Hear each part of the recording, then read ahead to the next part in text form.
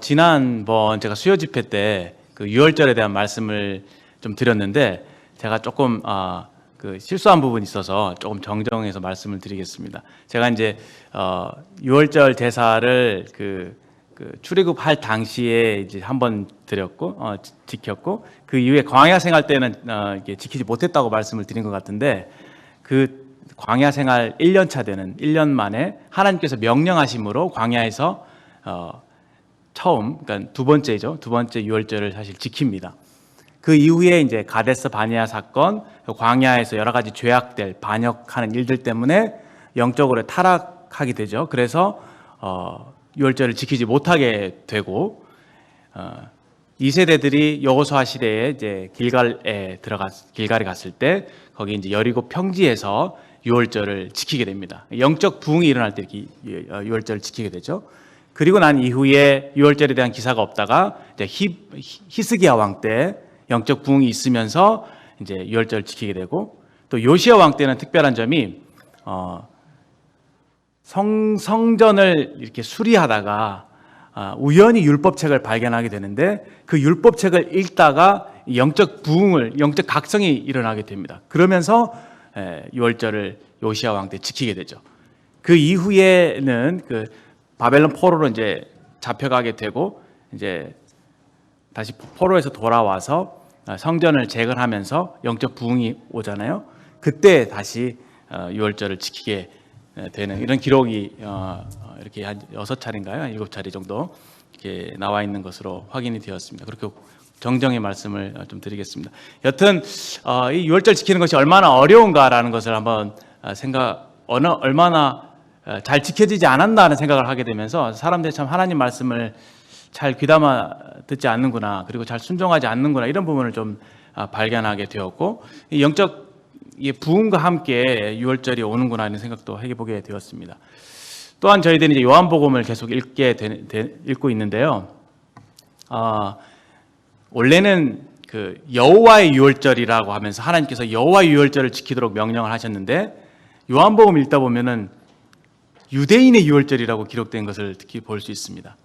근데 잘 읽어보시다 보면 이 말씀이 육신이 되어 이 땅 가운데 우리를 사랑하셔서 함께 하시려고 찾아오신 예수님이 일종의 이제 불청객처럼 환대받지 못하고 이해되지 못하시고 인정받지 못하신 상태에서 얼마나 소외된 그런 인생을 사셨는가라는 것을 보게 되죠. 원래는 유월절 어린 양 대신 주님께서 여호와 유월절의 주인이 되셔야함에도 불구하고 그 명절에, 그 유대인의 명절에 예수님은 참 유대인들에게 배척을 당하시고 소외되신 모습을 보게 됩니다. 저희들이 계속 이제 요한복음을 읽고 있는데 오늘 사실 나눌 말씀은 요한복음 11장에 있는 말씀인데요. 계속 우리가 요한복음 읽어나가다 보면 발견하게 되는 사실이 예수님의 마음과 예수님의 생각과 예수님의 행동과 사람들의 생각과 행동이 얼마나 이렇게 배치가 되는가, 얼마나 괴리감이 있는가를 엿보게 됩니다. 잘 아시는 말씀인데요. 요한복음 11장에 있는 말씀인데 먼저 말씀을 좀 읽어보겠습니다.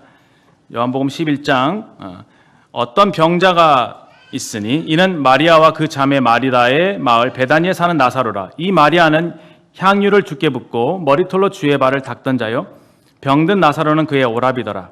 이에 그 누이들이 예수께 사람을 보내어 이르되 주여 보시옵소서 사랑하는 자가 병들었나이다 하니 예수께서 들으시고 이르시되 이 병은 죽을 병이 아니라 하나님의 영광을 위하며 하나님의 아들이 이로 말미암아 영광을 받게 하려 함이라 하시더라. 예수께서 본래 마르다와 그 동생 나사로를 사랑하시더니 나사로가 병들었다함을 들으시고 그 계시던 곳에 이틀을 더 유하시고 그 후에 제자들에게 이르시되 유대로 다시 가자 하시니 제자들이 말하되 랍비여 방금 유대인들이 돌로 치려 하였는데 또 그리로 가시려 하나이까? 예수께서 대답하시되 낮이 12시간이 아니냐? 사람이 낮에 다니면 이 세상의 빛을 보므로 실족하지 아니하고 밤에 다니면 빛이 그 사람 안에 없는 거로 실족하느니라. 이 말씀을 하신 후에 또 이르시되 우리 친구 나사로가 잠들었도다. 그러나 내가 깨우러 가노라. 제자들이 이르되 주여 잠들었으면 낫겠나이다 하더라. 예수는 그의 죽음을 가리켜 말씀하신 것이나 그들은 잠들어 쉬는 것을 가리켜 말씀하신 줄 생각하는지라. 이에 예수께서 밝히 이르시되 나사로가 죽었느니라. 내가 거기 있지 아니한 것을 너희를 위하여 기뻐하노니 이는 너희로 믿게 하려 함이라. 그러나 그에게로 가자 하시니. 여기까지만 읽겠습니다.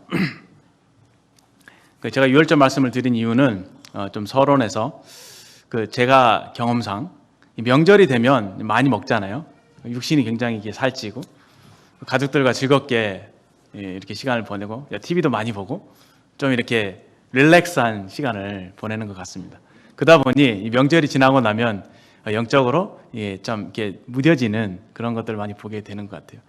그래서 이 6월절 생각하면서 우리가 물론 설 명절, 유대인의 명절과 다르겠지만 설 명절 지나면서 주님을 너무 멀리하지 않았으면 좋겠다, 그런 생각이 좀 들어서 말씀을 좀 드렸습니다. 물론 오늘 말씀의 그런 맥과도 이렇게 달리하지 않는 부분인데요. 잘 아시고 계신 말씀이지만 여기 말씀에서 스토리를 형제자매께 잘 아실 것이라 생각합니다. 이 말씀의 배경은 이 베단이라고 하는 마을이 있는데, 이 베단이는 예루살렘에서 동쪽으로 한 2km 정도 떨어진 곳에 있는 작은 마을이었고, 이 베단이라고 하는 이름의 뜻이 이제 가난한 자의 집이라고 하는 뜻이라고 합니다. 그래서 굉장히 그 지역이 가난한 동네였다라고 이제 알려져 있죠. 여기 마르다와 마리아, 이 나사로, 이 세 사람이 살고 있었는데, 또 이제 문둥이 시몬도 있잖아요. 문둥이 시몬도 사실 이 베단이에 살았던 사람이었죠. 그러니까 굉장히 이제 이 가난한 사람들이 즐겨 사는 그곳이었고, 예수님은 자주 이 베다니를 방문하셨던 것을 보게 됩니다. 예루살렘으로 가실 때마다 이제 베다니에 들리시고 이런 장면을 자주 목격하게 되는데요. 그래서 예수님과 굉장히 친분이 있었던 이 세 남매였던 것으로 보입니다.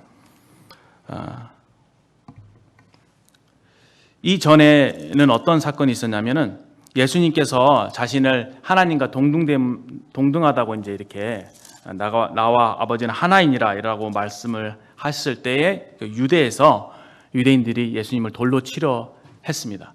그래서 예수님께서 그 자리를 물러나셔서 요단강 건너편에 있는 요한이 처음 세례 주던 그곳으로 이제 이렇게 이동하게 되죠. 그것도 베단이라고, 공교롭게보다 똑같은 이름이에요. 베단이라고 하는 요단강 건너편에 있는 지역이 있는데, 실제로 성지순례 가보신 분들은 거기에 세례 요한이 처음 세례를 주던 그 세례 장소가 이렇게 있습니다. 그곳으로 이제 가셨다가 이 나사로가 죽었다는 소식을 듣고 다시 이제 이 예루살렘 근처에 있는 베다니 마을로 이제 오시는 이런 배경이 되어 있죠. 3절 말씀을 보시겠습니다. 3절 말씀을 들여다보시면 이런 말씀이 있죠. 너희들이 예수께 사람을 보내어 이르되 주여 보시옵소서, 사랑하시는 자가 병들었나이다. 사랑하시는 자가 병들었나이다. 이 11장의 요한복음 전체에서 11장이 우리에게 주시는 교훈은 분명합니다. 요한복음이 기록된 목적은 예수님이 사람이 아니라 하나님의 아들이심을 우리로 증거케 하고, 우리에게 증거하시고, 또 우리로 그것을 믿고 영생을 얻게 하는 것, 그것이 이제 요한복음이 기록된 목적이죠. 이 11장에서는 특별히 주님이 부활이시고 생명이심을 분명하게 우리에게 나타내 보이시면서 우리로 그 주님을 믿어 영생을 얻도록 하는 것이 이 말씀의 목적입니다. 그리고 실제로 예수님께서 죽은 나사로를 다시 살리시는 기적을 행하시죠. 그래서 신학적으로 말씀드릴 때 굉장히 이제 메시지가 분명하죠. 예수님은 부활이요 생명이다. 그래서 누구든지 이 예수님을 믿는 자는 25절, 26절에 기록된 말씀과 같이 나는 부활이요 생명이니 나를 믿는 자는 죽어도 살겠고 무릇 살아서 나를 믿는 자는 영원히 죽지 아니하리니. 그러면서 우리에게 큰 질문을 던지시죠. 이것을 내가 믿느냐? 이것을 내가 믿느냐? 우리 주님이 부활이시고 우리 주님이 생명의 근원이시며 주님께는 죽음이 아무런 문제가 되지 않는다는 이 사실을, 죽음을 이기시는 분이시라는 사실을 네가 믿느냐, 이렇게 물으십니다. 그래서 이것을 믿는 자들에게는 사실 우리에게 성도들에게 부활의 소망을 주님이 주신 사실을 저희들이 알고 있습니다. 그러나 이제 3절에 이제 그러한 측면도 좀 생각해 볼 수 있겠지만 3절 말씀에 사랑하시는 자가 병들었나이다. 저는 이 말씀을 읽을 때 그렇지, 주님을 우리가 사랑하지만 우리에게 때로 이런 질병이 찾아오는구나 생각을 하게 됩니다. 물론 이 누이들이 사람을 보내어서 주님께 드렸던 말씀은 사랑하시는 자가 병들었나이다. 그래서 두 가지 정도 의미가 있을 것 같아요. 주님, 사랑하시는 자가 어찌 병이 들 수 있습니까? 라고 하는 그 이유에 대한 질문일 수 있을 것 같고, 또 다른 한 가지는 주님, 사랑하신 자가 병들었으니까 얼른 와서 낫게 해주세요 라고 하는 주님께 대한 요청의 메시지라고 생각이 됩니다. 사랑하시는 자가 병들었다. 저희들이 주님을 사랑하잖아요. 주님을 사랑하고 주님을 따르길 원하고 섬기길 원하지만 우리가 주님을 섬겨가는 이 인생의 나그네 길에 있어서 질병이 찾아옵니다. 질병, 여기서 단지 질병뿐만 아니라 우리가 원치 않는 여러 가지 고난들, 어려움들, 삶의 시련들이 이제 찾아오는 것을 생각하게 됩니다. 그때 이제 4절에서 주님은 이렇게 말씀하십니다. 이 병은 죽을 병이 아니라 하나님의 영광을 위함이요 하나님의 아들이 이로 말미암아 영광을 받게 하려 함이라. 이 병이 죽을 병이 아니라고 말씀하셨는데 사실 나사로가 죽었지 않나요? 우리가 보통 죽을 병이라 그러면 병에 걸려서 죽게 되는, 결국은 죽는 그 병을 죽을 병이라고 하잖아요. 근데 나사로는 사실 병에 걸려 죽었거든요. 근데 주님이 죽을 병이 아니라고 말씀하신 이유는 무엇일까? 라고 했을 때 이 병은 그냥 보통 사람들이 병에 걸려 죽는 그런 아무 의미 없는 그런 죽음이 아니다. 이 병은 하나님께서 특별한 목적이 있으셔서 허락하신 질병이다. 그러니까 주님이 보시는 시각이 굉장히 사람의 시각과 다르다는 것을 저희들이 알 수가 있습니다. 비슷한 맥락의 말씀이 이제 요한복음 9장에 보시면 날 때부터 속용된 자가 나오잖아요. 그때 사람들이 묻죠. 주여, 이 사람이 속용으로 난 것이 이 사람의 죄입니까? 이 부모의 죄입니까? 사실 좀 신학적으로 얘기했을 때, 또 우리가 알고 있는 그 바에 의하면은 인생이 당하는 여러 가지 그 악의 문제 있잖아요. 그 질병의 문제, 여러 가지 부조리, 무질서, 이런 것들은 인간의 타락 이후에 온 거잖아요. 하나님께서 원래 인간을 창조하실 때는 우리를 온전하게 만드셨고 거기는 사실 질병이 없었단 말입니다. 그런데 인간의 타락 이후로 세상이 저주를 받게 되고 여러 가지 질병들이 찾아오는 것은 사실 맞는 말이라고 우리가 이해할 수 있죠. 그래서 사람들의 생각에서 이 사람의 죄입니까? 부모의 죄입니까? 라고 물었던 것이죠. 그래서 오늘날에는 사실 그런 것 같아요. 어떤 문제가 발생하면은 꼭 그 문제의 그 원인을 찾으려고 하고 이것에 대한 책임이 누구에게 있냐라고 하는 것을 밝히려고 하죠. 왜냐하면 인간은 그것에 대해서 그것을 미연에 방지할 만한 그런 능력이 사실 없기 때문입니다. 우리에게 사실 국가적으로 불미스러운 일들이 일어나게 됐을 때 꼭 누구 잘못이냐고 이렇게 따지잖아요. 그 원인을 계속 추궁하려고 하는데 사실 그건 아무런 도움이 되지 않습니다. 왜냐하면 우리는 그러한 일들을 막을 수 있는 능력이 없는 자이기 때문에 그래봤자 아무런 소용이 없는 일인 것을 우리가 알잖아요. 그렇죠? 여튼 제가 이런 부분 말씀드린 게 아니라 그때 예수님이 하신 말씀이 무엇이냐면 그 사람의 죄도 아니고 그 부모의 죄도 아니라 이 일을 통해서 하나님이 하시고자 하는 일을 나타내려라 하심이라 이렇게 말씀하시죠. 여기 말씀처럼 하나님의 영광을 위하며 하나님이 일하시는 것이 있다. 이것은 하나님께서 이걸 통해서 뭔가 이루시고자 하는 뜻이 있으신 것이다 라는 것에 주님의 시선이 맞춰져 있다는 것입니다. 그런데 얼마나 사람들의 시선이 다른가 보십시오. 주님, 주께서 살아가신 자가 병들었으니까 이 사람이 죽기 전에 당장 오십시오. 요청하죠. 근데 예수님은 어떠십니까? 6절에 보시면 나사로가 병들었담을 들으시고 그 계신 곳에 이틀을 더 유하시니라. 이렇게 말씀하시죠. 그리고 15절에 보세요. 내가 거기 있지 아니한 것을 너희를 위하여 기뻐하노니. 그러니까 14절에 나사로가 죽었느니라고 말씀하시면서 내가 거기 있지 않은 것을 너희를 위하여 기뻐하노니 이런 말씀을 하십니다.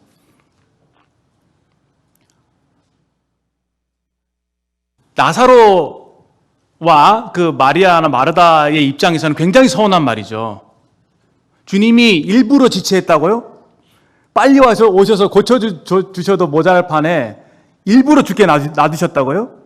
근데 예수님은 시각이 다르세요. 그것을 보고 내가 거기 있지 않아야 하는 것을 기뻐한다고 말씀하십니다.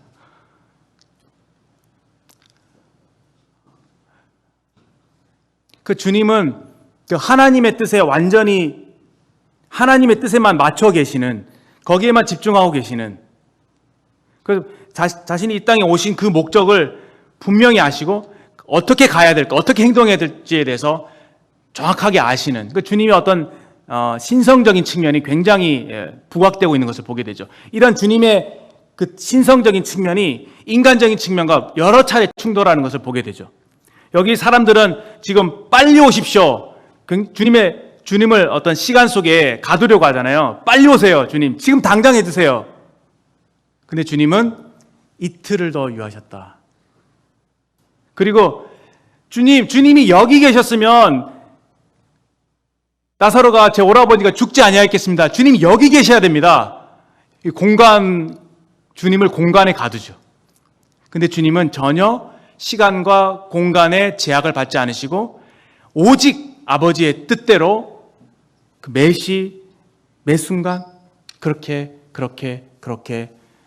최종적으로 십자가의 길을 향해서 가시는 주님이신 것을 봅니다.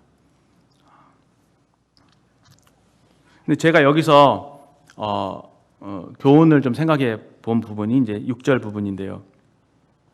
예수님께서 이틀을 더 유하셨다라는 말씀입니다.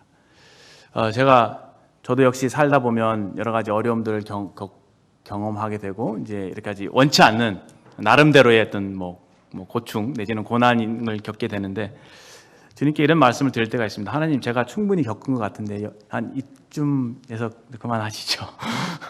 이쯤이면 됐지 않습니까? 근데 주님은 이틀을 더 유하시오. 더 기다리시고 심지어 더 깊은 곳까지 내려가게 하시는, 더 상황이 악화되게 하시는, 우리 생각과 주님의 생각이 다르신 것 같아요. 왜냐하면 만약에 주님이 곧바로 나사로에게 가셨더라면 마르다와 마리아 또 그 주변에 있는 사람들이 죽은 자를 살리시는 주님을 경험하지 못했을 것입니다. 가셨더라면 그저 아픈 병자를 살리는 그런 주님 정도로만 알고 경험했을 것입니다. 그러나 주님의 목적은 죽은 자를 살리시는 부활이요 생명이신 이 주님을 분명하게 그들에게 계시하시기를, 또 보여주시기를, 또는 경험하게 하시기를 원하셨던 것으로 생각됩니다. 때로는 주님이 우리의 생각보다 더 가혹하게 다루시기도 하는 것 같아요. 그러나 좀 위안이 되는 말씀은 이제 감당치 못할 시험을 허락지 아니하시고 또 이렇게 피할 길을 주시고 감당할 수 있는 힘을 우리에게 주신다, 그런 말씀이 있지 않습니까? 여튼 우리의 기준에서는 그 죽음까지 가고 싶지 않은, 그저 살아있을 때 이 병을 좀 치료하고 싶은 그러한 마음이 있는 것이 사실이고요. 그렇게 많이들 주님 이것 좀 없애주세요라고 많이들 기도하는 것 같습니다. 그러나 주님의 일하심은 그렇지 않으시다는 것이죠. 우리를 너무도 사랑하시기 때문에 우리로 이 부활의 주님, 이 죽은 자를 살리시는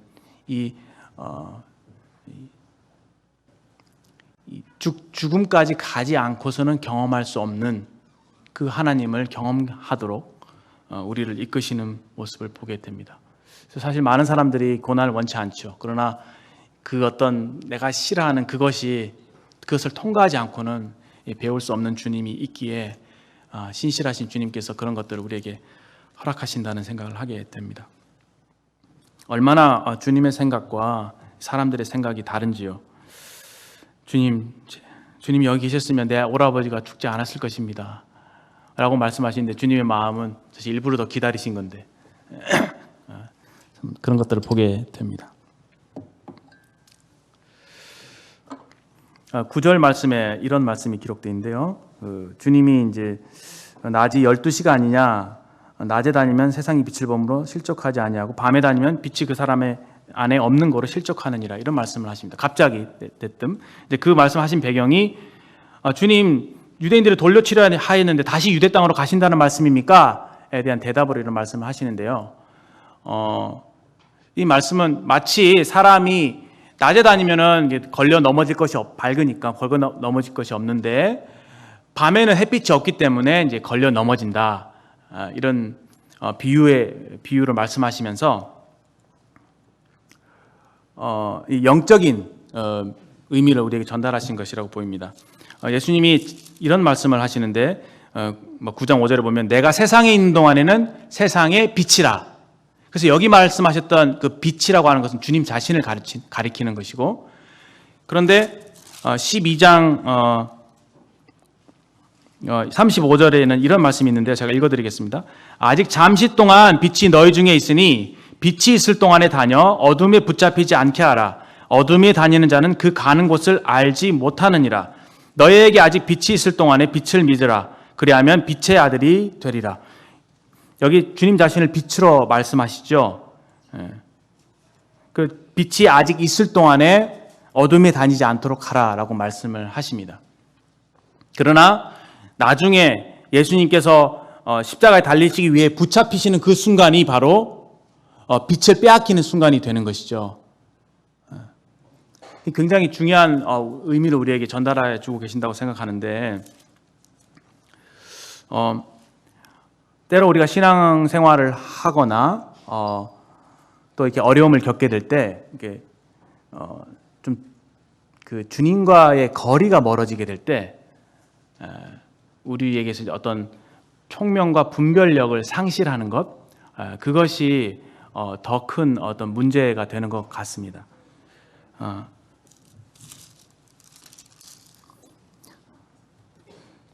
유대인들을 돌려치려 하는 것에 대해서 두려워하지 말라라고 하는 측면의 말씀보다는 이 말씀을 그 위에 있는 4절 말씀에 좀 이렇게 비유해서 생각해 보았을 때, 우리가 여러 가지 아픔을 겪거나 여러 가지 고난을 겪게 될 때 더 힘든 것은 그 주님을 발견하지 못하는, 주님과의 거리감을 느끼게 되는 것이, 그것이 더 우리에게 좀 치명적인 부분이 아닌가 이렇게 생각이 됩니다. 그렇게 될 때 많은 사람들이 이렇게 실족하는 거죠. 넘어지는 것이죠.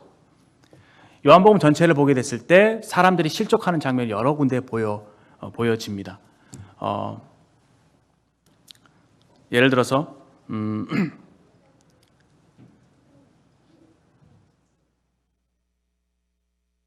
제자들의 경우를 살펴볼 수 있죠.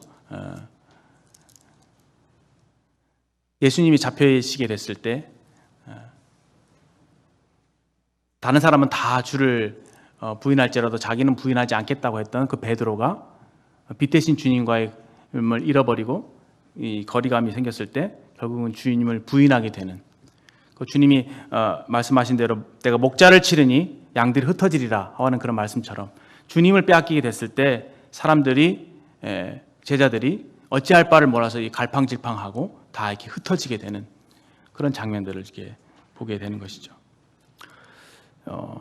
또 주님께서, 빛 대신 주님께서 유대인들에게, 자기 백성이 찾아오셨지만, 그리고 각 사람에게 빛을 비추고 계셨지만 많은 유대인들이 이 빛 대신 주님을 거부하고 알아보지 못했습니다. 그래서 이 빛을 거부함으로 인해서 실족을 당하게 되는,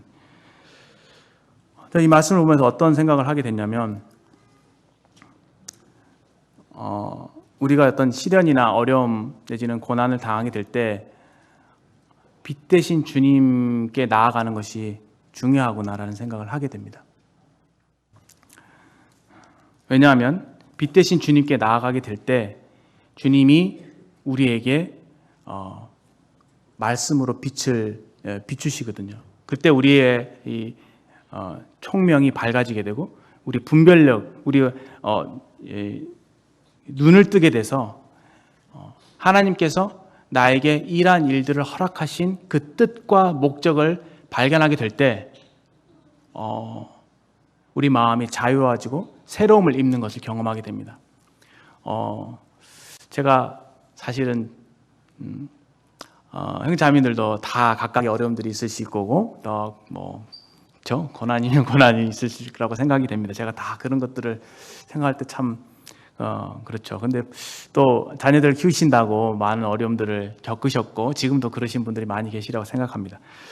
제에게 있어서는 그런 부분이 굉장히 이제 커서 참 버겁다라고 느낄 때가 많이 있었는데 이제 어떤 성도님과 제가 교제를 하면서 형도님이 그러시는 거예요. 연단이야. 하나님께서 너를 쓰시려고 연단하시는 것 같아. 이런 말씀을 들려주시는데 제가 이렇게 그 문제에 좀 이렇게 휩싸여서 매몰되어서 이렇게 좀 어두움에 있는 것 같은 느낌이었는데 그 말씀이 이렇게 약간 꽂히는 거예요. 한 줄기 빛처럼 광선처럼 이렇게 쫙 제 어두운 곳까지 딱 꿰뚫는 그런 통찰을 주는 것을 제가 경험하게 되었습니다. 그러면서 드는 생각이 그러면서 어떤 또 다른 성도님이 생각이 났어요. 사실 투병 중에서도 주님을 만나시고 주님의 사랑을 깨달으시고 성도의 사랑을 경험하시고 그러면서 고백하시는 것이 내가 지금 죽어서 주님 날아가도 좋고 주님 만나니까 좋고 또 주님이 목숨을 연장해 주시면 여기에서 사명을 감당할 수 있어서 더 좋고 이런 고백들을 하시는 것을 보게 될 때 참 이건 정말 귀하다는 생각을 하게 됩니다. 그래서 우리가 이 어려움과 고난을 당하는 중에 이 주님의 빛대신 말씀의 비춤을 받는 것이 얼마나 중요한가 그런 생각을 해보게 됩니다. 반면에 우리가 마리아에게서 그러지 못한 상황을 보게 되는데요.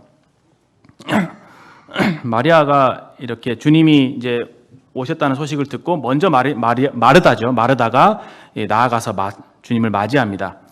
그때 21절부터 보시면 마르다가 예수께 여짜오되 주께서 여기 계셨더라면 내 오라버니가 죽지 아니하였겠나이다. 그러나 이제라도 주께서 무엇이든지 하나님께 구하시는 것을 하나님이 주실 줄 아나이다.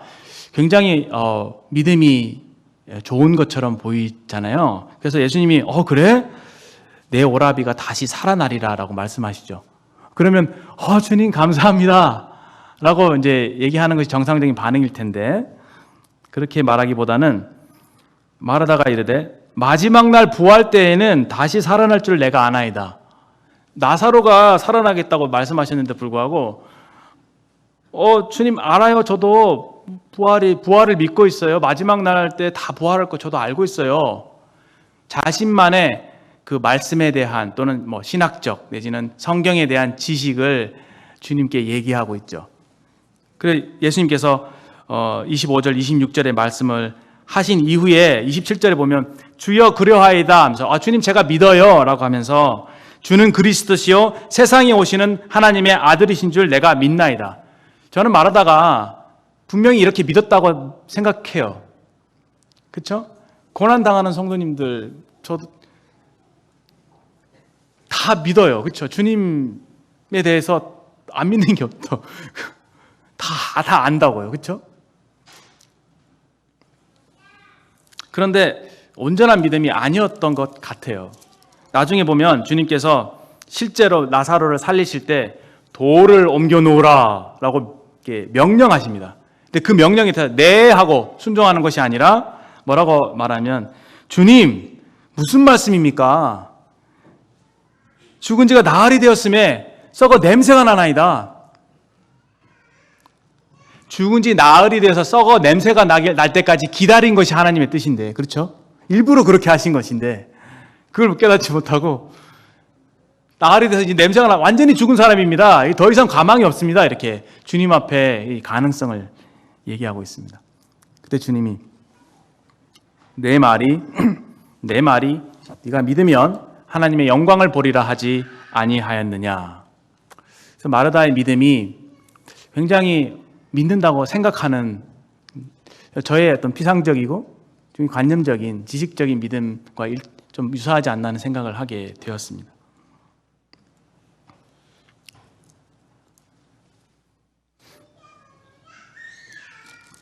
반면에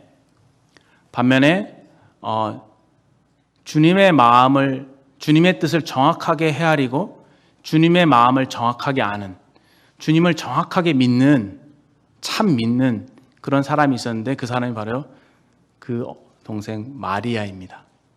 마리아에 대한 기록은 여기에 요한복음 11장이 많이 등장하지는 않습니다. 잘 아시다시피 마리아는 어떤 사람이었냐면, 마르다는 일하는데 분주하지만 이 마리아는요, 주님의 발밑에서 주님이 무슨 말씀을 하시는지 굉장히 주의 깊게 귀담아 듣는 사람이었습니다. 이 들을 귀가 있는 사람이었고 정확하게 잘 들었기 때문에 잘 믿는 사람이었어요.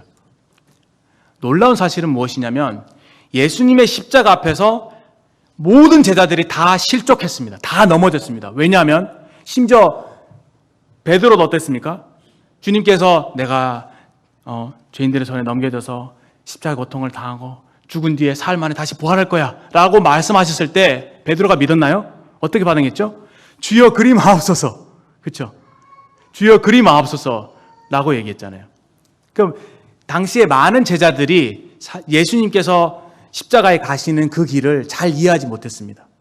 그래서 실족하게 되는, 넘어지게 되는 것을 우리가 볼 수 있죠. 주님이 은혜로 그들을 다 회복시키긴 하셨지만 넘어졌습니다. 그러나 넘어지지 않았던 딱 한 사람이 성경에 발견되는데 그 사람이 바로 마리아입니다. 놀랍게도 그 말씀이 12장에 기록되어 있죠. 12장에 마리아가 지극히 비싼 향유옥합을 가져와서 예수님의 발에 붓고 머리털을 씻깁니다. 주님은 그것을 아셨어요. 이것이 나의 장사하는 날을 위하여 준비한 것이다. 그 다른 공간복음에 보면 어디서든지 복음이 증거되는 곳에 이 여자의 행한 일도 기념하여 저를 기억하리라 이렇게 말씀하시죠. 주님이 가시는 그 십자가의 길을 정확하게 알았던, 그래서 넘어지지 않았던 그 사람이 마르다였습니다. 그 차이가 어디서 발견할 수 있나요? 주님의 말씀을 듣는 것. 주님, 살아계신 주님과 살아있는 교제, 주님의 말씀으로부터 비춤을 받는 것, 주님께서 내게 주시는 그 말씀을 받는 것, 그것만이 생명이라는 것을 우리에게 일궈주는 거 아니겠습니까? 여러 가지 주님에 대한 그냥 다양한 지식들이 결코 우리에게 믿음을 가져다 주지 않는다는 것을 저희들이 말씀을 통해서 보게 됩니다. 마르다와 마리아의 차이가 바로 여기에서 극명하게 드러나는 것을 보죠. 그래서 이 말씀을 통해서 혹시 어려움이나 고난을 당하시는 분들에게 있어서 주님의 말씀의 빛비춤이 얼마나 중요한가, 이 부활이시고 생명이신 그 살아계신 그분께 나아가서 그분을 대면하고 그분 앞에서 그분이 들려주시는 그 음성을, 따뜻한 음성을 듣는, 주님은 관념적인 하나님이 아니시라 정말 살아계신 분이기 때문에 내 모든 사정을 아시고 나에게 말씀하시는, 지금도 말씀하시는 그분이기 때문에 그분께 나아가는 그것이 우리에게 얼마나 필요한가. 그러지 않게 될 때 우리는 신앙이 관념적일 수 있고 바리새인과 같은 그러한 우를 범하지 않을까 이렇게 생각이 됐었습니다. 사실 시간이 얼마 남지 않았는데 지금까지는 주님이 신성적인 측면을 우리가 좀 생각을 해보았죠. 주님의 신성적인, 주님의 모든 것을 아시고 아버지의 뜻을 이루어 가시는 굉장히 어떻게 보면 철두철미한, 좀 빈틈이 없으신 그런 주님이셨는데 같은 장에 주님의 놀라운 인성이 숨어져 있습니다. 좀 시간이 좀 허락된다면 이 부분을 좀 더 충분히 좀 나누면서 예수님을 좀 충분히 마음에 먹고 가시길 바라는 마음이 있습니다. 예수님께서 이제 마리아가 있는 곳에 오십니다. 32절에 보시면 마리아가 예수 계신 곳에 가서 배웠고 그 발 앞에 엎드려 이르되 주께서 여기 계셨더라면 내 오라버니가 죽지 아니하였겠나이다 하더라. 예수께서 그 우는 것과 또 함께 온 유대인들의 우는 것을 보시고 심령에 비통히 여기시고 불쌍히 여기사.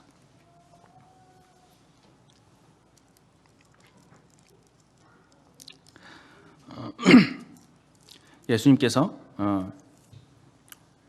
마리아가 이 죽은 나사로 앞에서, 죽음의 앞에서 이렇게 울고 있었습니다.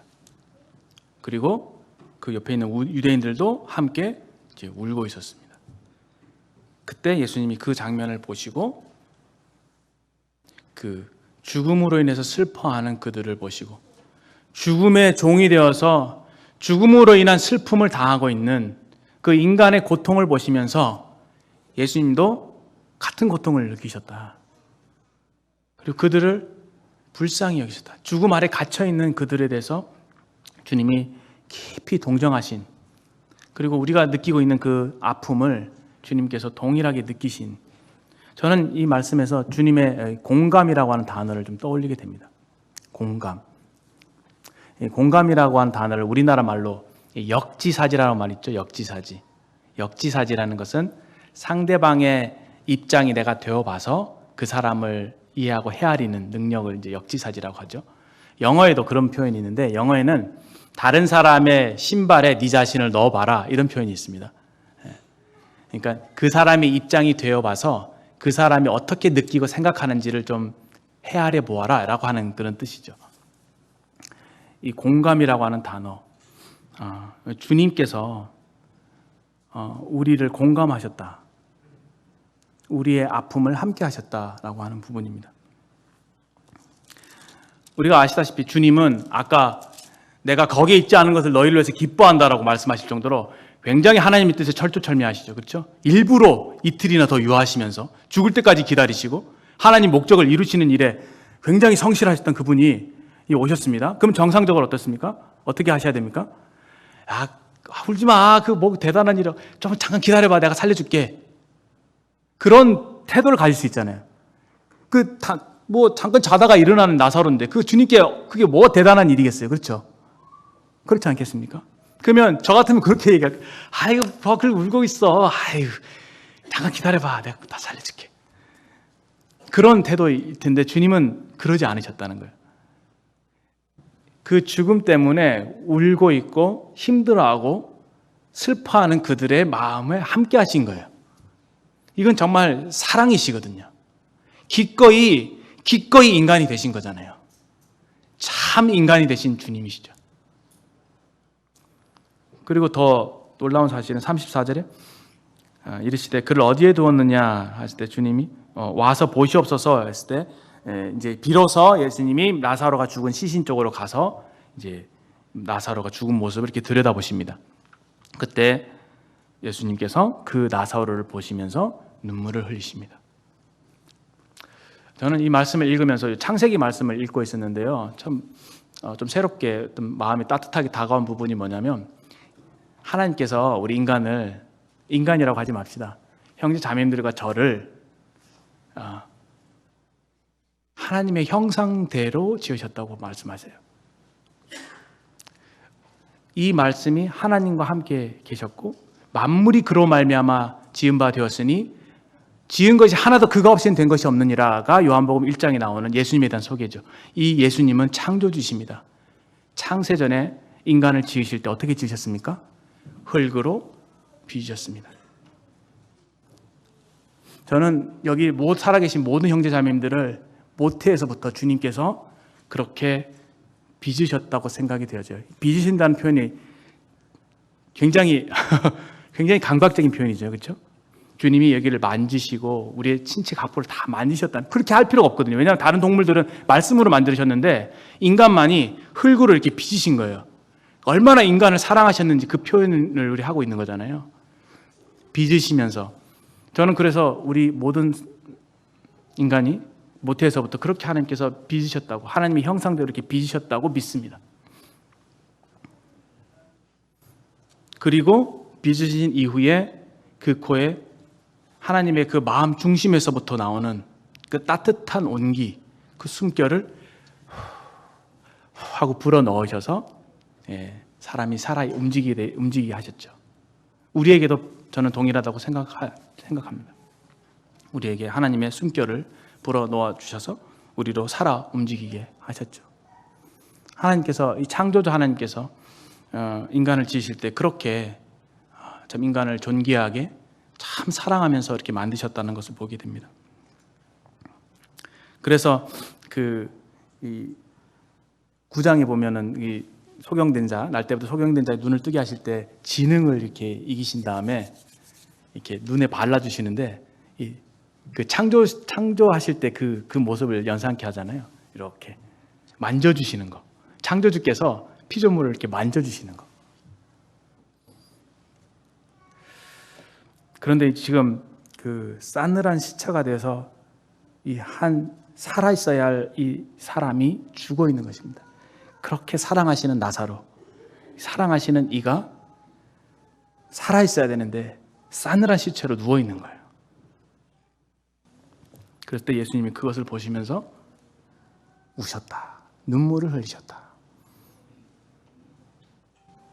저는 주님이 우리들이 또 성도님들이 제가 고통을 당할 때 함께 고통을 당한다라고 생각됩니다. 함께 우리의 아픔에 공감하시고 눈물을 흘리시는, 여기 눈물 흘리시는 장면에서 생각이 되는 것은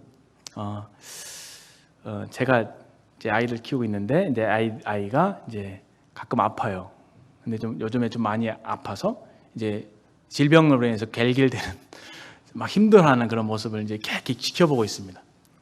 그런데 왜 이렇게 불쌍한지, 마음에서부터 참 불쌍한 마음이 들었어요. 근데 그러면서 생각이 드는 것이, 하나님 아버지께서 우리를 그렇게 바라봐 주시는구나 생각이 들었습니다. 아비가 자식을 불쌍히 여김같이 여호와께서 자기를 경외하는 자들을 불쌍히 여기신다고 그렇게 말씀하십니다. 하나님 아버지께서 우리를 그렇게 여기시는데 우리는 잘 깨닫지 못하죠. 그런 하나님을 보이지 않으니까 그 하나님의 말씀을 그냥 믿는 수준에 그칠 수밖에 없는 한계가 있는 것 같아요. 그래서 우리를 정말 사랑하시는 하나님께서 친히 육신을 입고 이 땅에 내려오셔서 아버지 하나님이라면 이 상황에서 이렇게 하셨을 거야 라는 것을 보여주신 게 바로 예수님이 눈물을 흘리신 장면이라는 것이죠.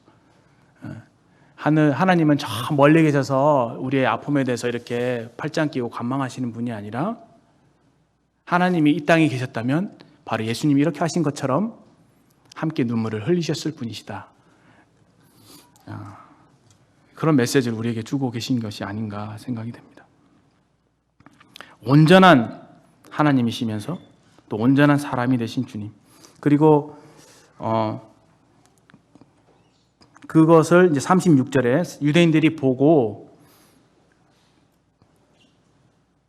그를 얼마나 사랑하셨는가라는 것을 알 수 있었다는 거예요. 예수님이 그 진심 어린 마음에서 흘리는 눈물을 보면서 옆에 있는 사람들이 와, 정말 주님은 사랑하셨구나 라는 것을 느낄 수 있었다는 겁니다. 그래서 우리 사람 사실 진심이란 건 통하잖아요. 그리고 38절에 예수께서 다시 속으로 비통히 여기시며 무덤에 37절이죠. 어떤 이는 말하되 맹인의 눈을 뜨게 한 사람이 그 사람은 죽지 않게 할 수 없었더냐. 이에 예수께서 다시 속으로 비통히 여기시며, 이거는 인간의 사실 불신으로 인해서 하나님 말씀 불순종하고 하나님께 반역을 저질러서 우리에게 사망이 온 거잖아요. 그 사망으로 인해서 지금 싸늘한 시체가 예수님 앞에 누워있는, 근데 역시나 옆에 있는 사람들이 이 불신의 말을 예수님께 토하게 될 때 예수님께서는 또 그것에 대해서 한 번 더 이제 마음 아파하시는 그런 장면으로 이제 보여집니다.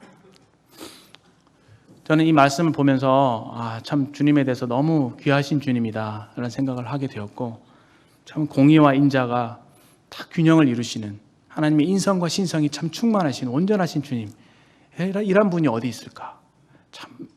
참 믿을 만한 분이시고 참 놀라우신 분이시고 참 절대 진리의 하나님이시며 사랑의 하나님이신 것을 깨닫게 되었습니다.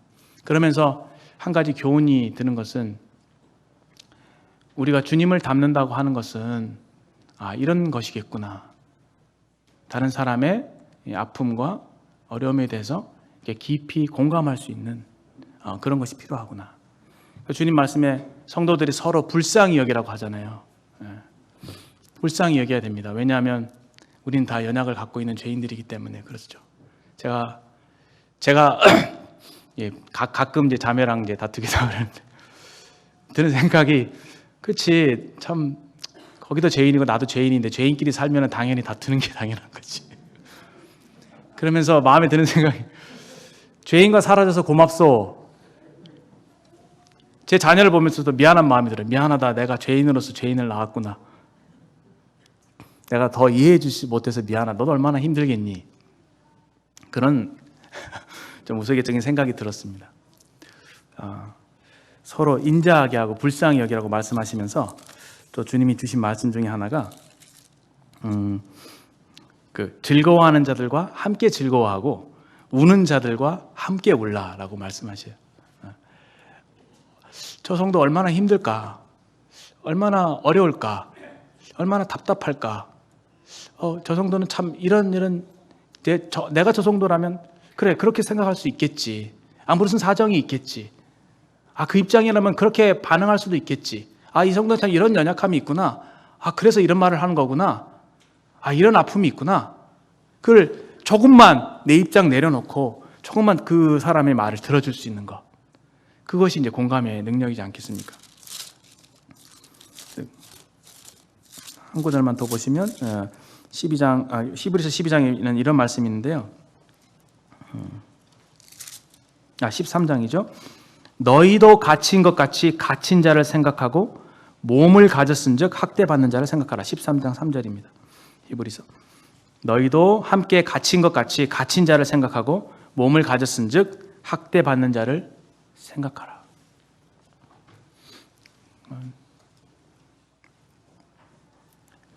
자기를 헤아려서 남을 이해하는 것, 남에게 대접받고자 하는 대로 남을 대접하는 것, 다른 사람의 입장에서 생각하고 그를 이해하는 것, 그리고 다른 사람의 어려움에 대해서 깊이 공감하고 동정하는 것, 이것이 참 주님을 닮은 우리의 모습이다라는 생각을 하게 되었습니다. 좀 이런 마음의 여유를 갖는 것을 다른 말로 하면 이타심이라고 하죠. 근데 반대말은 이기심이에요. 이기심은 자기중심성, 이것이 죄의 근본이잖아요.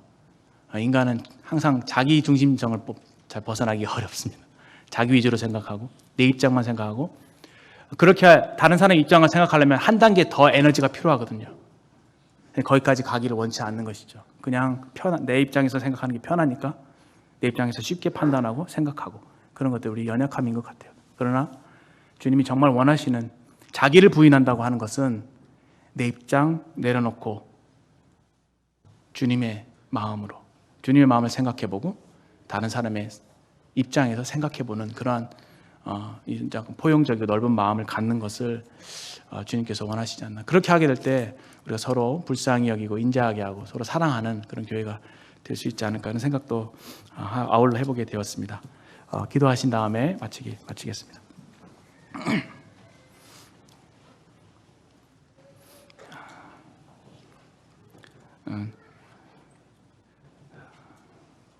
나는 부활이요 생명이니 나를 믿는 자는 죽어도 살겠고 무릇 살아서 나를 믿는 자는 영원히 죽지 아니하리라고 말씀하신, 내가 이것을 믿느냐라고 물으신 그 질문에 대해 주님, 저희들도 참 부활이시고 생명이신 예수님을 믿는다고 참 고백드립니다. 하나님 아버지, 이렇게 귀하신 주님을 우리에게 보내주셔서 참 하나님을 알게 해주실 뿐만 아니라 저희로 이 생명 되신 주님을 믿고 영생을 얻으며 참 부활에 참여할 수 있는 자 되게 해주셔서 진심으로 아버지 하나님께 감사를 드립니다. 이 주님이 아니었더라면 우리가 사망에 처하며 아무것도 깨닫지 못한 상황에서 영원한 멸망을 받을 그런 존재들이었는데, 우리에게 큰 은혜를 베풀어 주신 하나님 아버지의 사랑에 진심으로 감사를 드리고, 우리를 사랑하셔서 기꺼이 십자가의 길을 가신 우리 주님을 감사를 드립니다. 주님, 우리의 여러 가지 아픈 사정들을 다 아시고 동정하시며 참 주님께서 홀로 인생의 모든 질고를, 인생의 모든 아픔을, 인생의 모든 죄의 짐을 짊어지시고 홀로 십자가에서 죽임을 당하신 이후에 사흘 만에 부활하신 우리 주님을 생각하며 아버지 하나님께 감사와 영광을 돌려드립니다. 이러한 귀하신 주님을 주신 아버지 하나님 영광을 돌려드립니다. 주님, 우리가 이런 주님을 본받아서 서로 인자하게 하고 불쌍히 여기고 또 주님께서 아버지 하나님을 뜻을 쫓아 순종하셨던 것처럼 저희도 아버지 하나님의 마음을 알아서 아버지의 뜻에 순종하고 우리 주님을 닮아가는 그런 삶으로 저희들을 인도해 주시기를 간구합니다. 예수님의 귀하신 이름으로 아버지 하나님께 감사하며 기도드립니다. 아멘.